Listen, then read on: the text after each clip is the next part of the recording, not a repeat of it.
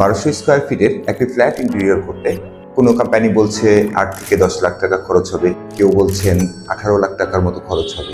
প্রশ্ন হচ্ছে, কেউ কি আপনাকে ঠকাচ্ছে? উত্তর সবসময় হলো না। কারণ ইন্টেরিয়রের কাজগুলো স্কোয়ার ফিটে নির্ধারিত হয় না। আপনি কি ধরনের ম্যাটেরিয়াল ব্যবহার করছেন বা আপনি কি কি নিচ্ছেন সেটার উপরে ডিপেন্ড করে। আমরা কথাটাকে এভাবেও বলতে পারি, স্কোয়ার ফিট দিয়ে নয়, ডিসিশন দিয়েই তৈরি হয়।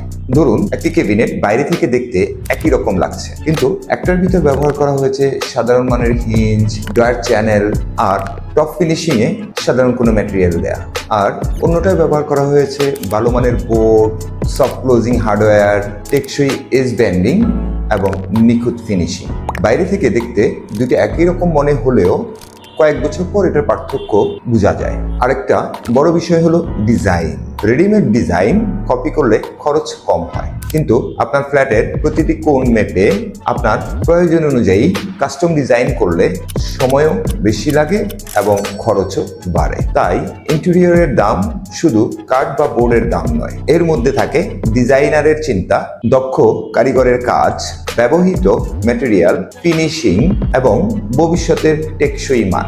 তাই পরের বার কোনো কোটেশন দেখলে শুধু শেষের সংখ্যাটা নয়, সেই সংখ্যার পিছনে কি কি আছে সেটা দেখে সিদ্ধান্ত নিন। কারণ ভালো ইন্টেরিয়র একদিনের জন্য নয়, বছরের পর বছর ব্যবহার করার জন্য।